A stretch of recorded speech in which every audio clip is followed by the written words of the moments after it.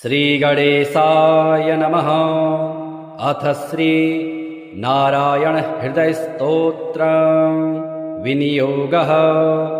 अस्य श्री नारायण हृदय स्तोत्र महामन्त्रस्य ब्रह्मा ऋषिः अनुष्टुप् छन्दः।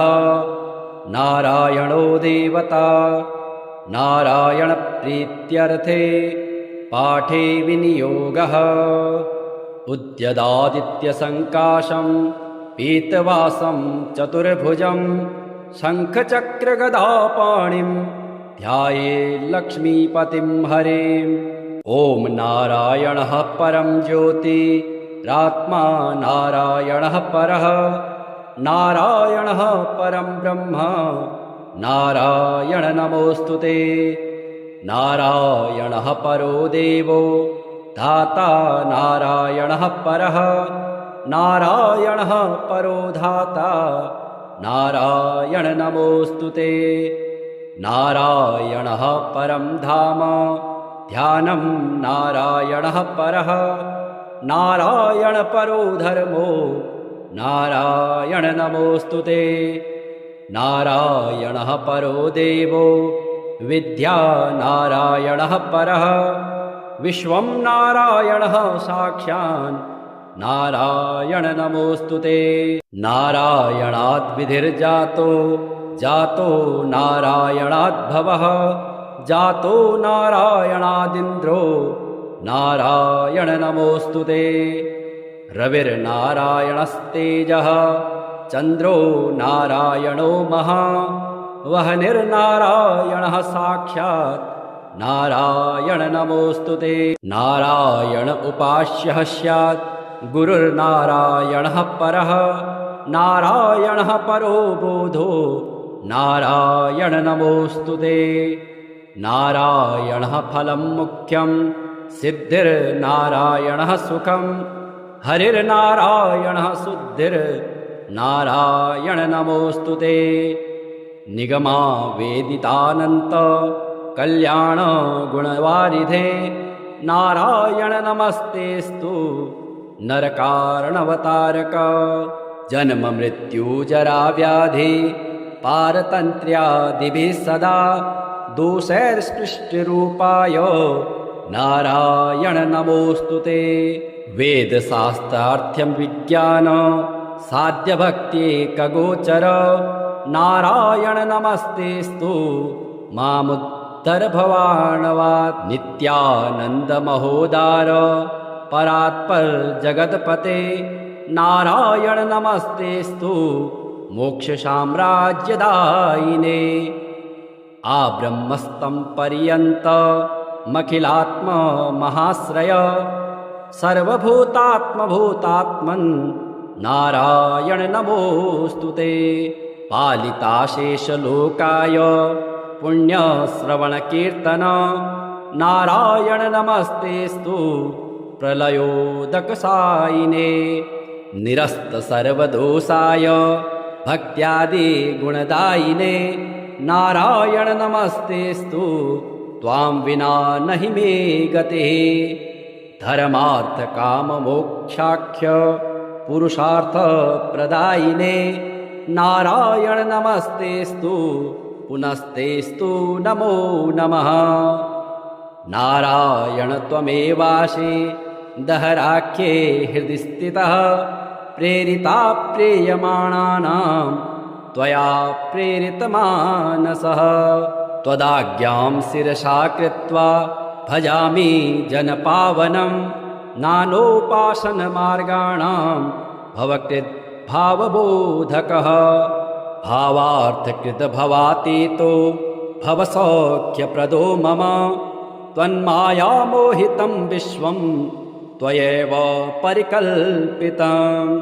त्वदधिष्ठानमात्रेण सा वै सर्वार्थकारिणी त्वमेव तां पुरस्कृत्य मम कामान् समर्थय। न मे त्वदन्यस्त्रातास्ति त्वदन्यं न हि दैवतं त्वदन्यं न हि जानामि पालकं पुण्यवर्धनं। यावत् सांसारिको भावो मनस्थो भावनात्मकः तावत् सिद्धिर्भवेत् साध्या सर्वदा सर्वदा विभो।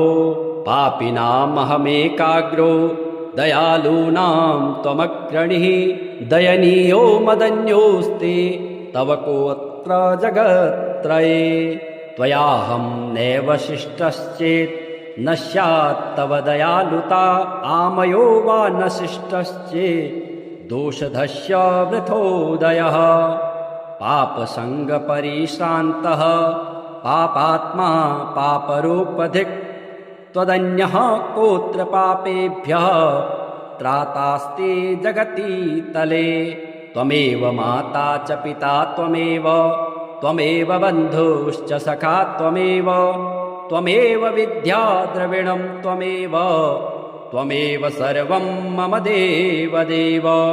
प्रार्थना दशकं चैव मूलाष्टकमतः परं यः पठेत् शृणुया नित्यं तस्य लक्ष्मीः स्थिरा भवेत्। नारायणस्य हृदयं सर्वाभीष्टफलप्रदं लक्ष्मीहृदयकं स्तोत्रं यदि चेदद्विना कृतं तत्सर्वं निष्फलं प्रोक्तं लक्ष्मीः क्रुध्यते सर्वदा। एतत् संकलितं स्तोत्रं सर्वाभीष्टफलप्रदम् जपेत् संकलितं कृत्वा सर्वाभीष्टमवाप्नुयात्। नारायणस्य हृदयम् आदौ जप्त्वा ततः परम् लक्ष्मी हृदयकं स्तोत्रं जपेन्नारायणं पुनः पुनर्नारायणं जप्त्वा पुनर्लक्ष्मीनुतिं जपेत्। तद्वद्होमादिकं कुर्यात् देतत् संकलितं शुभम् एवं मध्ये द्विवारेण जपेत् संकलितं शुभम्। लक्ष्मी हृदयके स्तोत्रे सर्वमन्यत् प्रकाशितं सर्वान् कामान् वाप्नोति आधिव्याधिभयं हरेत्। गोप्यमेतत् सदा कुर्यात् न सर्वत्र प्रकाशयेत् इति गुह्यतमं शास्त्रं प्रोक्तं ब्रह्मादिभिः पुरा। लक्ष्मी हृदय प्रोक्तेन विधिना साधयेत् सुधे तस्मात् सर्वप्रयत्नेन साधयेत् गोपयेत् सुधे। यत्र तत्पुस्तकं तिष्ठेत् लक्ष्मी नारायणात्मकं भूतपैशाच वेताल भयं नैव तु सर्वदा। भृगुवारे तथा रात्रो पूजयेत् पुस्तकद्वयं सर्वदा सर्वदा स्तुत्यं गोपयेत् साधयेत् सुधे। गोपनात् साधनान् लोके धन्यो भवति तद्वतः। श्रीलक्ष्मीनारायणस्तोत्रम् श्रीनिवास जगन्नाथ श्रीहरे भक्तवत्सल लक्ष्मीपते नमस्तुभ्यं त्राहि मां भवसागरात्। राधारमण गोविन्द भक्तकामप्रपूरक नारायण नमस्तुभ्यं त्राहि मां भवसागरात्। दामोदर महोदार सर्वापत्तिनिवारण हृषिकेश नमस्तुभ्यं त्राहि मां भवसागरात्।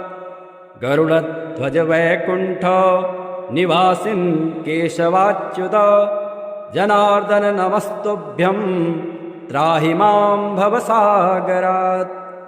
शङ्ख चक्र गदा पद्मधर श्रीवत्सलाञ्छन मेघश्याम नमस्तुभ्यं त्राहि मां भवसागरात्।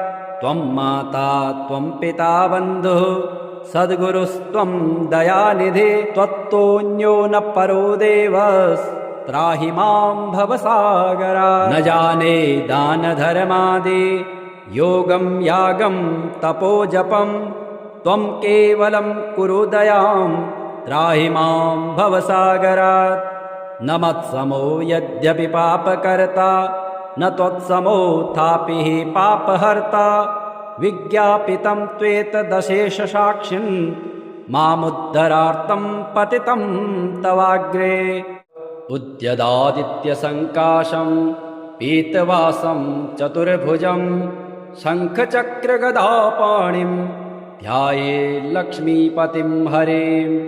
ॐ नारायणः परं ज्योतिरात्मा नारायणः परः नारायणः परं ब्रह्म नारायण नमोऽस्तुते। नारायणः परो देवो धाता नारायणः परः नारायणः परो धाता नारायण नमोऽस्तुते। नारायणः परं धाम ध्यानं नारायणः परः नारायण परो धर्मो नारायण नमोऽस्तुते। नारायणः परो देवो विद्या नारायणः परः विश्वं नारायणः साक्षात् नारायण नमोऽस्तुते। नारायणाद् विधिर्जातो जातो नारायणाद् भवः जातो नारायणादिन्द्रो नारायण नमोऽस्तुते। रविर्नारायणस्तेजः चन्द्रो नारायणो महा वह्निर्नारायणः साक्षात् नारायण नमोऽस्तुते। नारायण उपास्यः स्यात् गुरुर्नारायणः परः नारायणः परो बोधो नारायण नमोऽस्तुते। नारायणः फलं मुख्यं सिद्धिर्नारायणः सुखं हरिर्नारायणः शुद्धिर्नारायण नमोऽस्तुते। निगमा वेदितानन्त कल्याण गुणवारिधे नारायण नमस्तेस्तु नरकारणवतारक। जन्म मृत्यु जरा व्याधि पारतन्त्र्यादिभिः सदा दोषैर्स्पृष्टरूपाय नारायण नमोऽस्तुते। वेदशास्त्रार्थ्यं विज्ञान साध्यभक्त्येकगोचर नारायण नमस्तेस्तु मामुद्धर भवार्णवात्। नित्यानन्द महोदार परात्पर जगत्पते नारायण नमस्तेस्तु मोक्षसाम्राज्यदायिने। आब्रह्मस्तं पर्यन्तमखिलात्म महाश्रय सर्वभूतात्मभूतात्मन् नारायण नमोऽस्तुते। पालिताशेषलोकाय पुण्यश्रवणकीर्तन नारायण नमस्तेस्तु प्रलयोदकसायिने। निरस्त सर्वदोषाय भक्त्यादि गुणदायिने नारायण नमस्तेस्तु त्वां विना नहि मे गतिः। धर्मार्थ काम मोक्षाख्य पुरुषार्थ प्रदायिने नारायण नमस्तेस्तु पुनस्तेस्तु नमो नमः। नारायण त्वमेवासि दहराख्ये हृदि स्थितः प्रेरिता प्रेयमाणानां त्वया प्रेरितमानसः।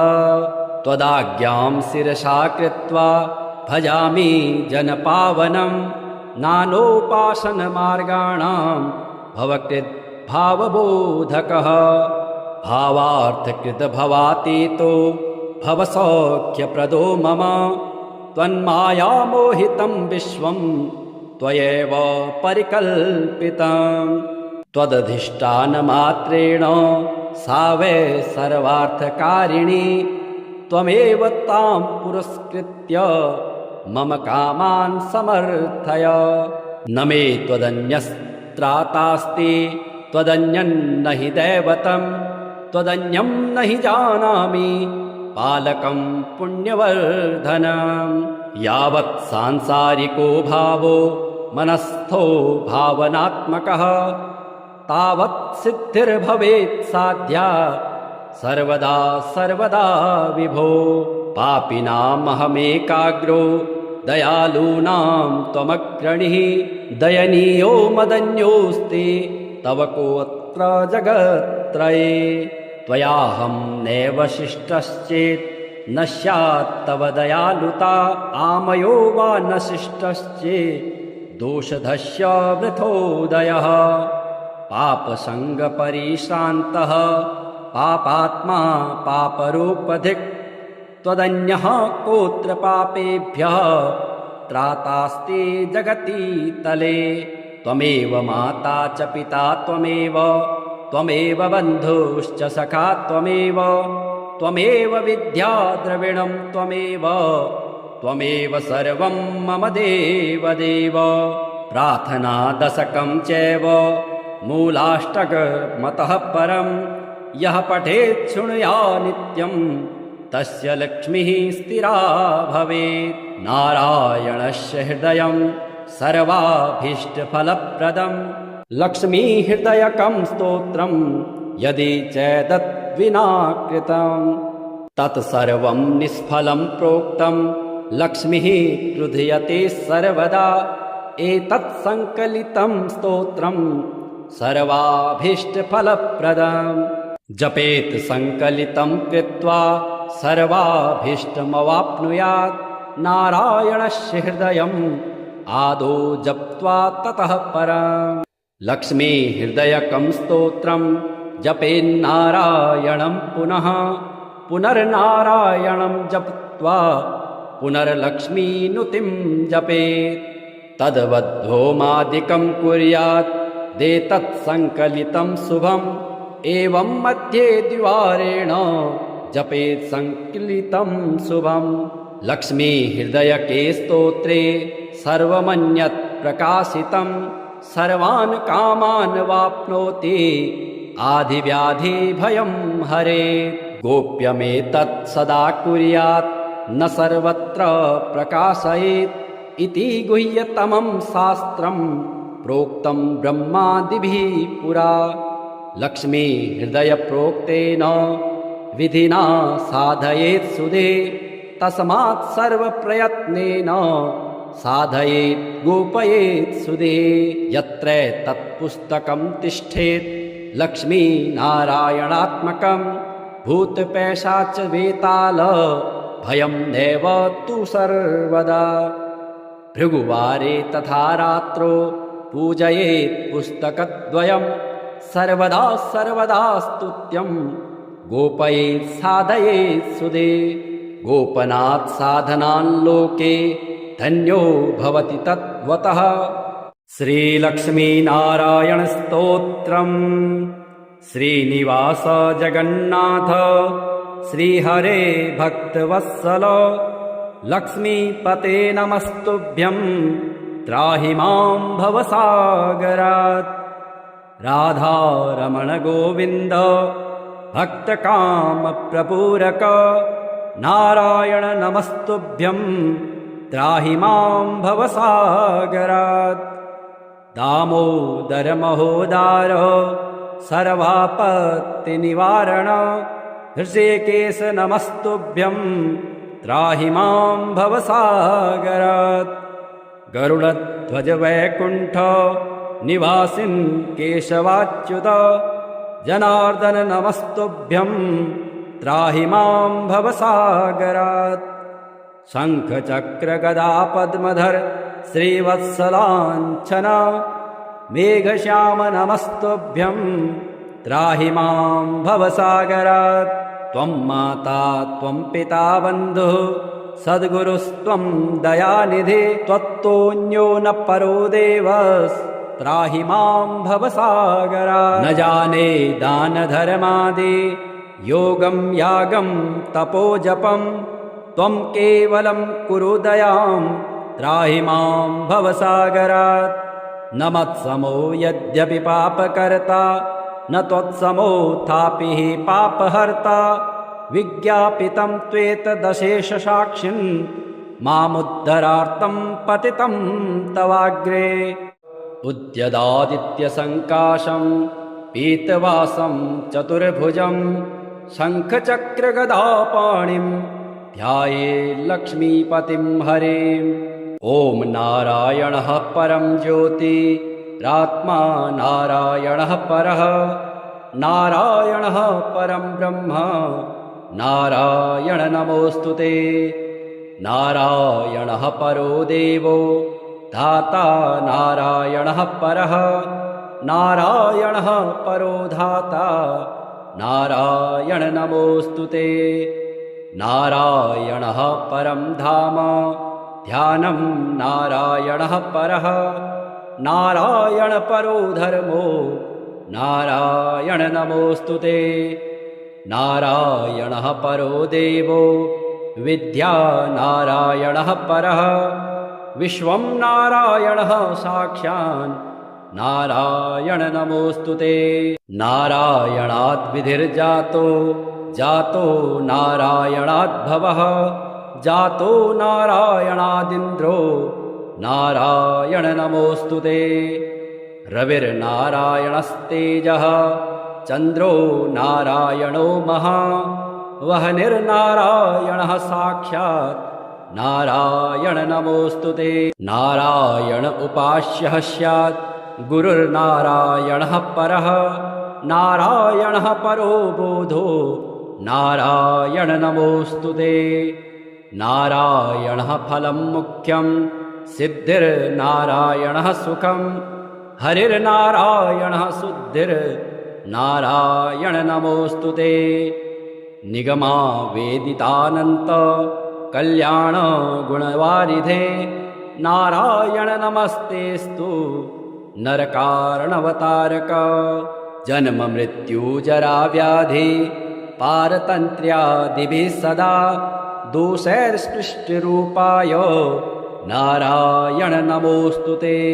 वेदशास्त्रार्थ्यं विज्ञान साध्यभक्त्येकगोचर, नारायण नमस्तेस्तु मामुद्धर भवार्णवात्। नित्यानन्दमहोदार परात्पर जगत्पते, नारायण नमस्तेस्तु मोक्षसाम्राज्यदायिने। आब्रह्मस्तं पर्यन्तमखिलात्म महाश्रय, सर्वभूतात्मभूतात्मन् नारायण नमोऽस्तु ते। पालिताशेषलोकाय पुण्यश्रवणकीर्तन, नारायण नमस्तेस्तु प्रलयोदकसायिने। निरस्त सर्वदोषाय भक्त्यादि गुणदायिने, नारायण नमस्तेस्तु त्वां विना नहि मे गतिः। धर्मार्थ काम मोक्षाख्य पुरुषार्थ प्रदायिने, नारायण नमस्तेस्तु पुनस्तेस्तु नमो नमः। नारायण त्वमेवासि दहराख्ये हृदि स्थितः, प्रेरिता प्रेयमाणानां त्वया प्रेरितमानसः। त्वदाज्ञां शिरसा कृत्वा भजामि जनपावनं, नानोपासनमार्गाणां भवकृत् भावबोधकः। भावार्थकृतभवातीतो भवसौख्यप्रदो मम, त्वन्मायामोहितं विश्वं त्वयैव परिकल्पितं। त्वदधिष्ठानमात्रेण सा वै सर्वार्थकारिणी, त्वमेव तां पुरस्कृत्य मम कामान् समर्थय। न मे त्वदन्यस्त्रातास्ति त्वदन्यन्न हि दैवतं, त्वदन्यं न हि जानामि पालकं पुण्यवर्धनं। यावत् सांसारिको भावो मनस्थो भावनात्मकः, तावत् सिद्धिर्भवेत् साध्या सर्वदा सर्वदा विभो। पापिनामहमेकाग्रो दयालूनां त्वमग्रणिः, दयनीयो मदन्योऽस्ति तव कोऽत्र जगत्त्रये।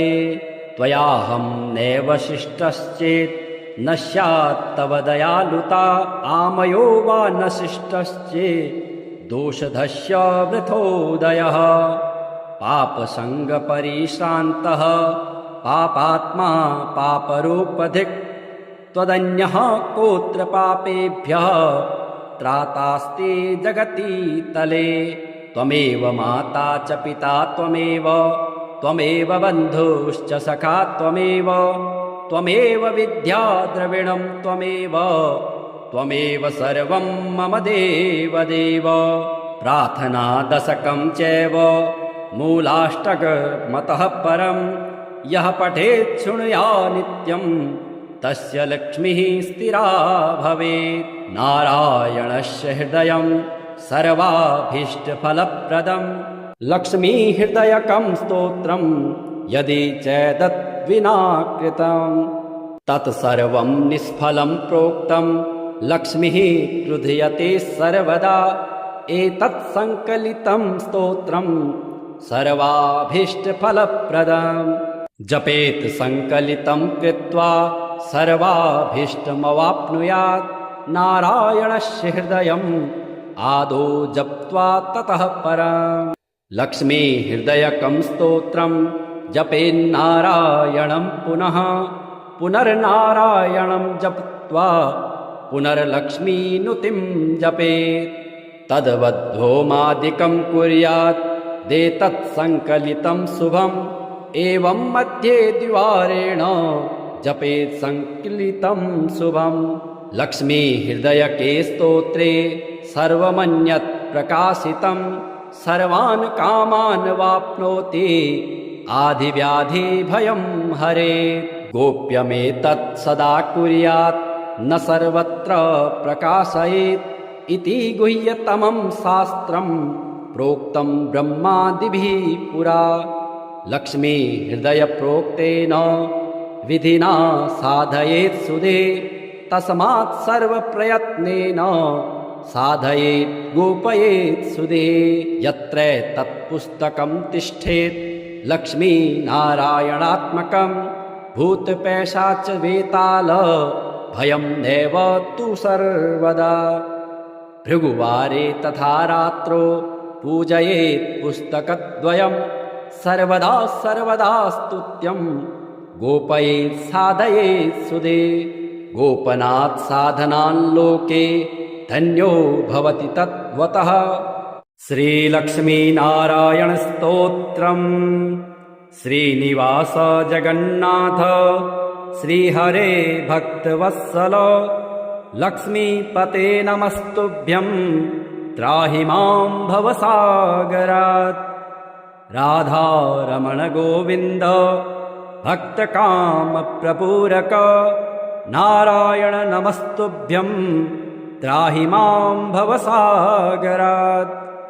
दामोदर महोदार सर्वापत्तिनिवारण हृषिकेश नमस्तुभ्यं त्राहि मां भवसागरात्। गरुडध्वज वैकुण्ठ निवासिन् केशवाच्युत जनार्दन नमस्तुभ्यं त्राहि मां भवसागरात्। शङ्ख चक्र गदा पद्मधर श्रीवत्सलाञ्छन मेघश्याम नमस्तुभ्यं त्राहि मां भवसागरात्। त्वं माता त्वं पिता बन्धुः सद्गुरुस्त्वं दयानिधे त्वत्तोऽन्यो न परो देवस्त्राहि मां भवसागरात्। न जाने दानधर्मादि योगं यागं तपोजपं त्वं केवलं कुरु दयां त्राहि मां भवसागरात्। न मत्समो यद्यपि पापकर्ता न त्वत्समोऽथापि हि पापहर्ता विज्ञापितं त्वेतदशेषसाक्षिन् मामुद्धरार्थं पतितं तवाग्रे। उद्यदादित्यसङ्काशं पीतवासं चतुर्भुजं शङ्खचक्रगदापाणिं ध्यायेत् लक्ष्मीपतिं हरिम्। ॐ नारायणः परं ज्योतिरात्मा नारायणः परः नारायणः परं ब्रह्म नारायण नमोऽस्तुते। नारायणः परो देवो धाता नारायणः परः नारायणः परो धाता नारायण नमोऽस्तुते। नारायणः परं धाम ध्यानं नारायणः परः नारायण परो धर्मो नारायण नमोऽस्तुते। नारायणः परो देवो विद्या नारायणः परः विश्वं नारायणः साक्षात् नारायण नमोऽस्तुते। नारायणाद् विधिर्जातो जातो नारायणाद् भवः जातो नारायणादिन्द्रो नारायण नमोऽस्तुते। रविर्नारायणस्तेजः चन्द्रो नारायणो महा वह्निर्नारायणः साक्षात् नारायण नमोऽस्तुते। नारायण उपास्यः स्यात् गुरुर्नारायणः परः नारायणः परो बोधो नारायण नमोऽस्तुते। नारायणः फलं मुख्यं सिद्धिर्नारायणः सुखं हरिर्नारायणः शुद्धिर्नारायण नमोऽस्तुते। निगमा वेदितानन्त कल्याण गुणवारिधे नारायण नमस्तेस्तु नरकारणवतारक। जन्म मृत्यु जरा व्याधि पारतन्त्र्यादिभिः सदा दोषैर्सृष्टिरूपाय नारायण नमोऽस्तुते। वेदशास्त्रार्थ्यं विज्ञान साध्यभक्त्येकगोचर नारायण नमस्तेस्तु मामुद्धर भवार्णवात्। नित्यानन्द महोदार परात्पर जगत्पते नारायण नमस्तेस्तु मोक्षसाम्राज्यदायिने। आब्रह्मस्तं पर्यन्तमखिलात्म महाश्रय सर्वभूतात्मभूतात्मन् नारायण नमोऽस्तुते। पालिताशेषलोकाय पुण्यश्रवणकीर्तन नारायण नमस्तेस्तु प्रलयोदकसायिने। निरस्त सर्वदोषाय भक्त्यादि गुणदायिने नारायण नमस्तेस्तु त्वां विना नहि मे गतिः। धर्मार्थ काम मोक्षाख्य पुरुषार्थ प्रदायिने नारायण नमस्तेस्तु पुनस्तेस्तु नमो नमः। नारायण त्वमेवासि दहराख्ये हृदि स्थितः प्रेरिता प्रेयमाणानां त्वया प्रेरितमानसः।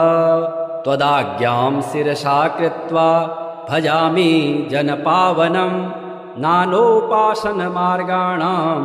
भवकृत् भावबोधकः। भावार्थकृत भवातीतो भवसौख्यप्रदो मम त्वन्मायामोहितं विश्वं त्वयैव परिकल्पितं। त्वदधिष्ठानमात्रेण सा वै सर्वार्थकारिणी त्वमेव तां पुरस्कृत्य मम कामान् समर्थय। न मे त्वदन्यस्त्रातास्ति त्वदन्यन्न हि दैवतं त्वदन्यं न हि जानामि पालकं पुण्यवर्धनं। यावत् सांसारिको भावो मनस्थो भावनात्मकः तावत् सिद्धिर्भवेत् साध्या सर्वदा सर्वदा विभो। पापिनामहमेकाग्रो दयालूनां त्वमग्रणिः दयनीयो मदन्योऽस्ति तव कोऽत्र जगत्त्रये। त्वयाहं नैव शिष्टश्चेत् न स्यात् तव दयालुता आमयो वा न शिष्टश्चेत् दोषधस्य वृथोदयः। पापसङ्गपरिश्रान्तः पापात्मा पापरूपधिक् त्वदन्यः कोऽत्र पापेभ्यः त्रातास्ति जगति तले। त्वमेव माता च पिता त्वमेव बन्धुश्च सखा त्वमेव विद्या द्रविणं त्वमेव सर्वं मम देवदेव। प्रार्थना दशकं चैव मूलाष्टकमतः परं यः पठेत् शृणुया नित्यं तस्य लक्ष्मीः स्थिरा भवेत्। नारायणस्य हृदयं सर्वाभीष्टफलप्रदं लक्ष्मीहृदयकं स्तोत्रं यदि चेदत् यद्विना कृतं तत्सर्वं निष्फलं प्रोक्तं लक्ष्मीः क्रुध्यते सर्वदा एतत् संकलितं स्तोत्रं सर्वाभीष्टफलप्रदम् जपेत् संकलितं कृत्वा सर्वाभीष्टमवाप्नुयात् नारायणस्य हृदयम् आदौ जप्त्वा ततः परम् लक्ष्मी हृदयकं स्तोत्रं जपेन्नारायणं पुनः पुनर्नारायणं जप्त्वा पुनर्लक्ष्मीनुतिं जपेत् तद्वद्होमादिकं कुर्यात् देतत् संकलितं शुभम् एवं मध्ये द्विवारेण जपेत् संकलितं शुभम् लक्ष्मी हृदयके स्तोत्रे सर्वमन्यत् प्रकाशितं सर्वान् कामान् वाप्नोति आधिव्याधिभयं हरेत् गोप्यमेतत् सदा कुर्यात् न सर्वत्र प्रकाशयेत् इति गुह्यतमं शास्त्रं प्रोक्तं ब्रह्मादिभिः पुरा लक्ष्मी हृदय प्रोक्तेन विधिना साधयेत् सुदे तस्मात् सर्वप्रयत्नेन साधयेत् गोपयेत् सुदे यत्र तत्पुस्तकं तिष्ठेत् लक्ष्मी नारायणात्मकं भूतपैशाच वेताल भयं नैव तु सर्वदा भृगुवारे तथा रात्रो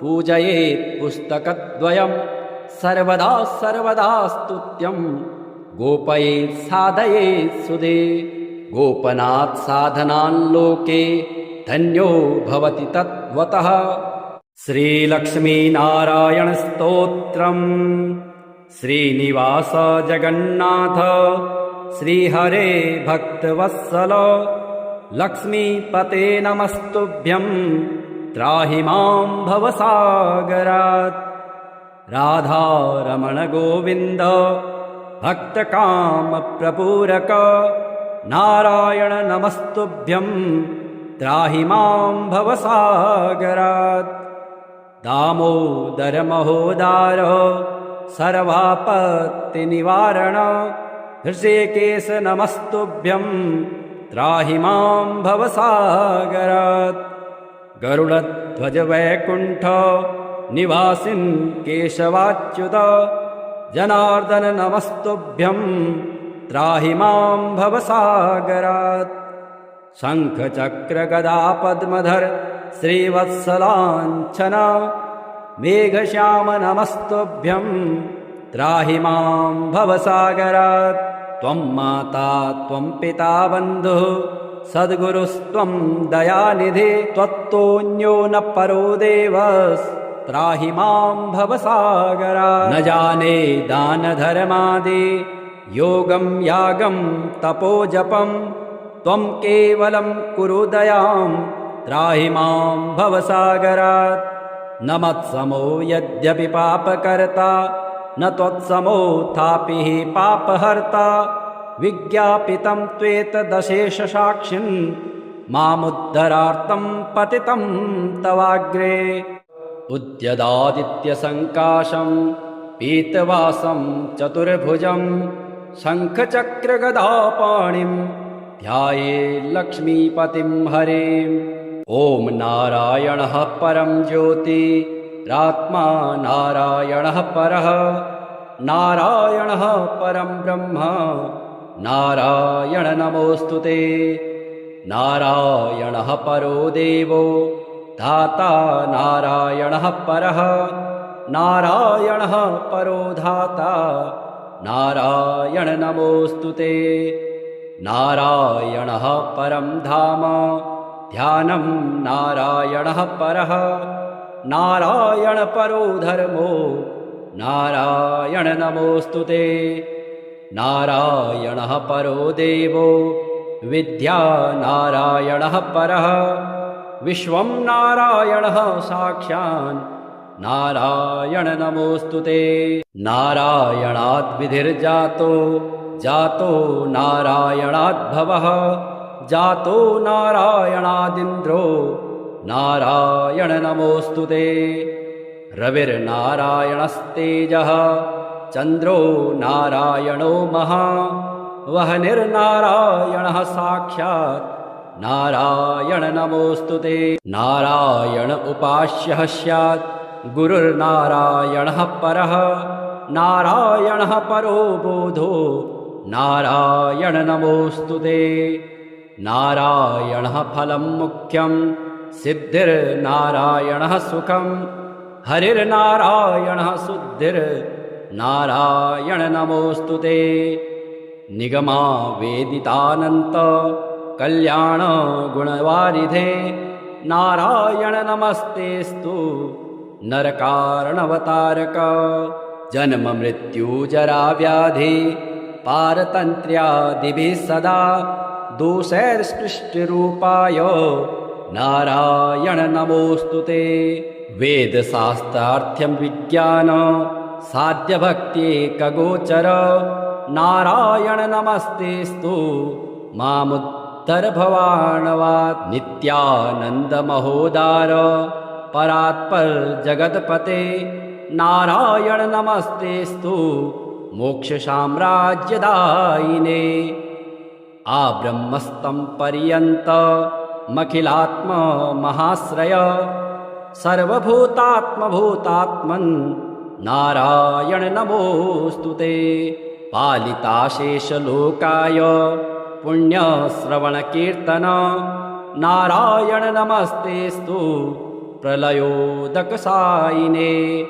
निरस्त सर्वदोषाय भक्त्यादि गुणदायिने नारायण नमस्तेस्तु त्वां विना नहि मे गतिः।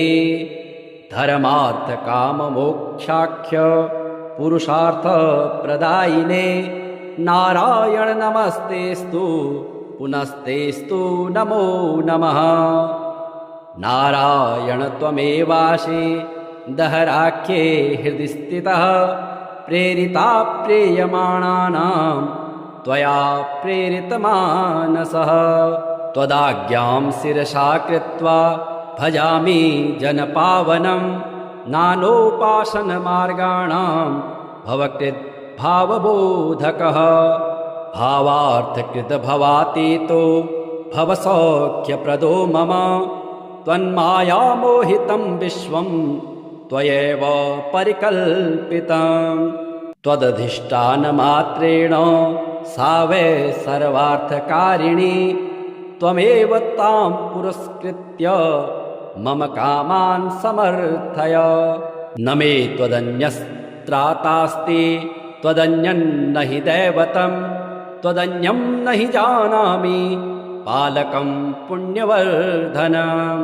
यावत् सांसारिको भावो मनस्थो भावनात्मकः तावत् सिद्धिर्भवेत् साध्या सर्वदा सर्वदा विभो। पापिनामहमेकाग्रो दयालूनां त्वमग्रणिः दयनीयो मदन्योऽस्ति तव कोऽत्र जगत्त्रये।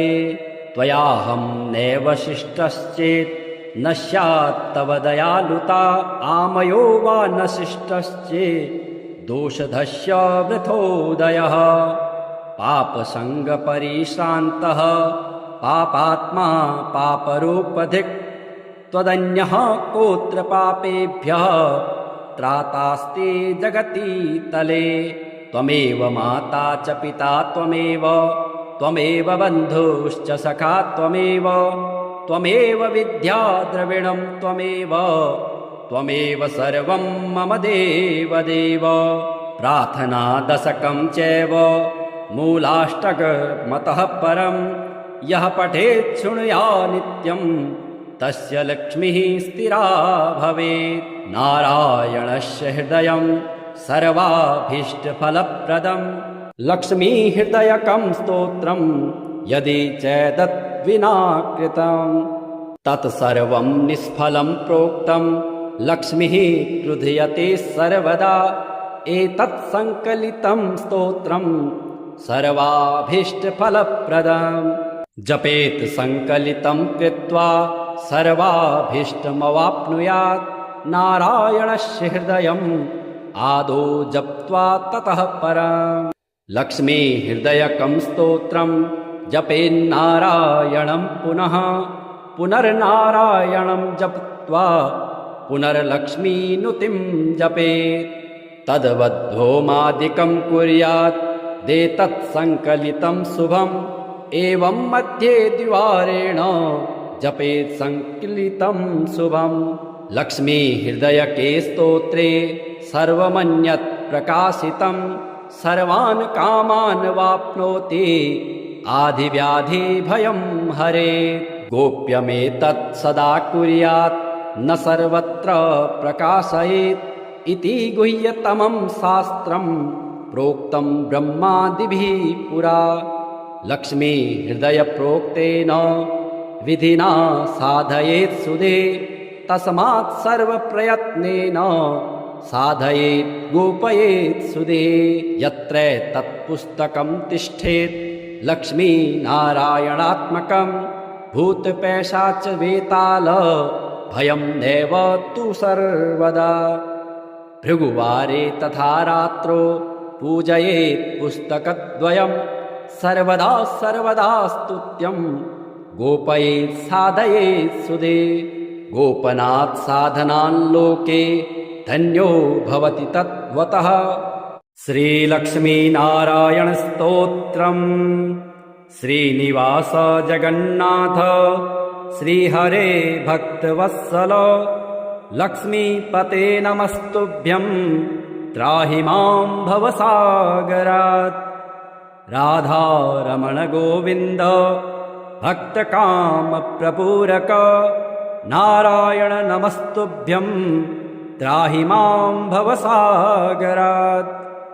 दामोदर महोदार सर्वापत्तिनिवारण हृषिकेश नमस्तुभ्यं त्राहि मां भवसागरात् गरुडध्वज वैकुण्ठ निवासिन् केशवाच्युत जनार्दन नमस्तुभ्यं त्राहि मां भवसागरात् शङ्ख चक्र गदा पद्मधर श्रीवत्सलाञ्छन मेघश्याम नमस्तुभ्यं त्राहि मां भवसागरात् त्वं माता त्वं पिता बन्धुः सद्गुरुस्त्वं दयानिधे त्वत्तोऽन्यो न परो देवस् त्राहि मां भवसागरात् न जाने दानधर्मादि योगं यागं तपोजपं त्वं केवलं कुरु दयां त्राहि मां भवसागरात् न मत्समो यद्यपि पापकर्ता न त्वत्समोऽथापि हि पापहर्ता विज्ञापितं त्वेतदशेषसाक्षिन् मामुद्धरार्थं पतितं तवाग्रे